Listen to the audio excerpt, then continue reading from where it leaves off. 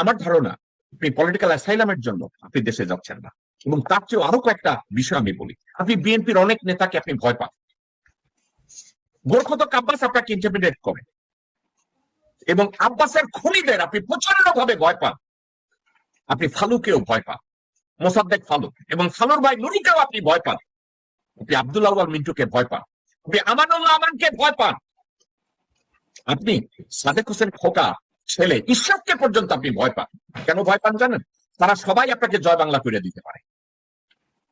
আপনি নিজে চিন্তা করেন, আমার মাকে হাজতে ঢুকাইছে, একটা লোককে আমি রাস্তায় নামাইতে পারি নাই, আমি গেলে আমার তো ঠ্যাং ভেঙে দিব।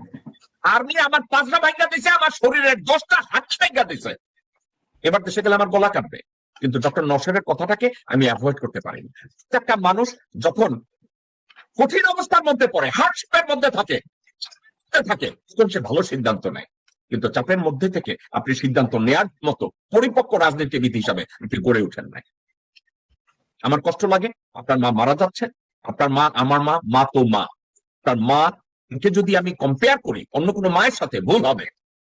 আপনার মা বাংলাদেশের ইতিহাসের বহু কিছুর সাক্ষী, আপনার মা বাংলাদেশের রাষ্ট্রীয় ভাবে বহু গোপনীয়তা ওনার মাথায় আছে, ওনার মনে আছে, ওনার ব্রেইনে আছে, ওনার সফলতা আছে, ওনার ব্যর্থতা আছে, ওনার অদূরদর্শিতা আছে।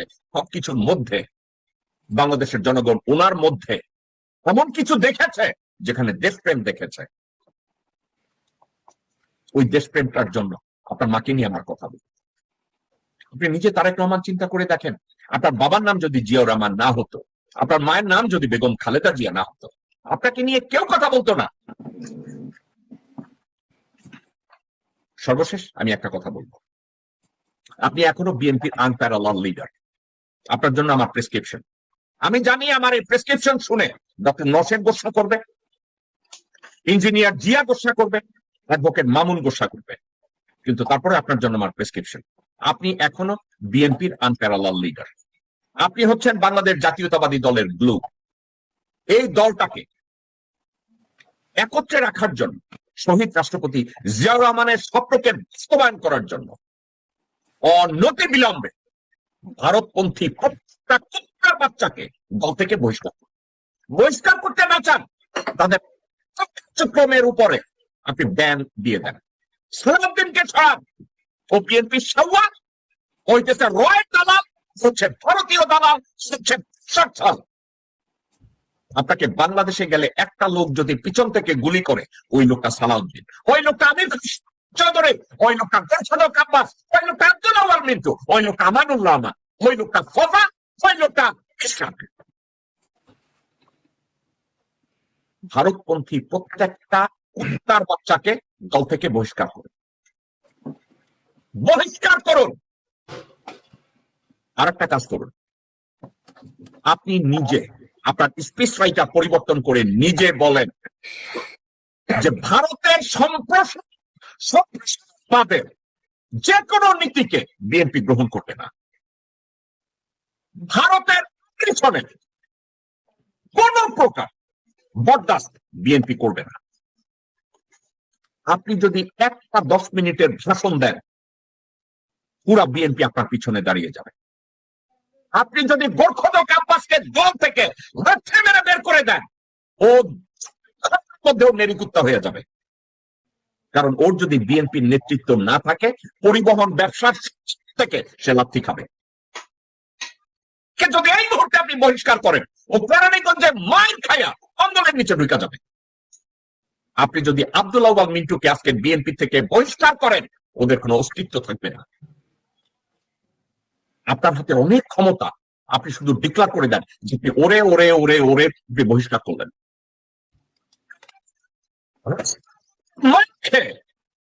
বিড়বিড় করবে আপনার পিছনে। 2, আপনার জন্য আরেকটা সাজেশন, এই মুহূর্তে আপনি বলেন যে আপনার দেশে না যাওয়ার পিছনে আপনার লজিক, কারো কাছে জিজ্ঞাসা করেন না, মন থেকে আপনি বলেন আমি এর জন্য চাই না। আপনার যদি ব্রিটিশ অ্যাসাইলামের জন্য আপনি যদি ওখানে না যান, যেহেতু আমি লিগ্যাল প্র্যাকটিসে আছি, আমি জানি আপনার ওখানে কিছু লিগ্যাল ইস্যু আছে, এটা আপনি বলতেই পারেন। কিন্তু একটা কথা, অ্যাগেইন, রাজনীতি যারা করে রাজনীতি যারা করে তারা সবসময় রিস্ক নেয়। আপনার বাবা জীবনের বড় রিস্ক নিয়েছিল আপনার মাকে এবং আপনার ভাইকে সহ, দেশের জন্য রিস্ক নিয়েছে। আপনি ওটা করে দেখেন।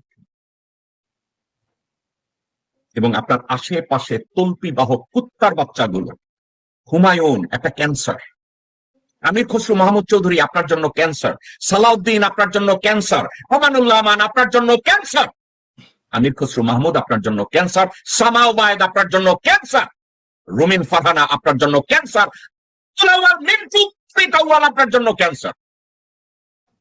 এই ক্যান্সার গুলোকে আপনি শরীরে রেখে আপনি টাইলানল খাবেন আর ঔষধ খাবেন, মনে করবেন আপনি সুস্থ। আপনি একটা বোকা।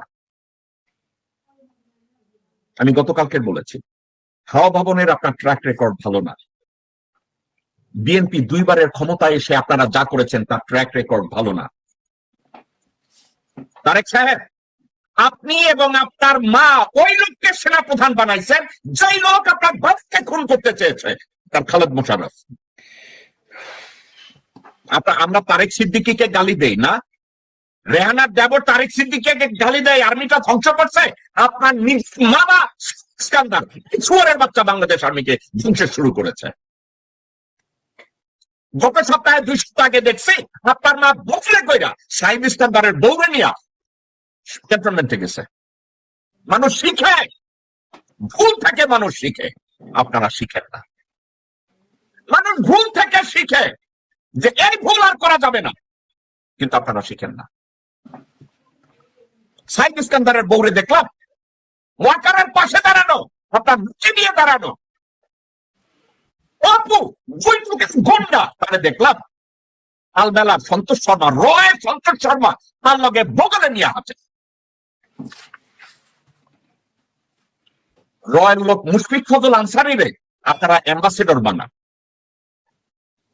রয়ের লোক আপনাদের কাছে জনপ্রিয় হয়। তাহলে বলতে গেলে কি হয়, আমি কনক্লুডটা এভাবে করি, এভাবে তুলনা করলে আপনাকে তো সবাই হিরো আলম বানায় দিবে। হিরো আলম রিস্ক নিয়ে মাইর খাইয়া নেতা হয়েছে, হুসেনের সামনে দাঁড়াইয়া প্রধানমন্ত্রীর সামনে নির্বাচন করছে। ওই সাহসটাও আপনার নাই। ইঞ্জিনিয়ার জিয়া একটা কথা বলছে, আপনি মাইর খেয়েছেন আপনার অপকর্মের জন্য, আপনি তো দেশের জন্য মাইর খান নাই। আপনি তো আন্দোলন করার জন্য মাইর খান নাই। আপনি কেন মাইর খেয়েছেন? আর্মি অফিসারদের গায়ে হাত তুলতে আপনারা কে কইছে? হাওয়া ভবনের ডাইকা ডাইকা lieutenant colonel, colonel, brigadier general এদেরকে ধরে ধরে ফাঁদছেন।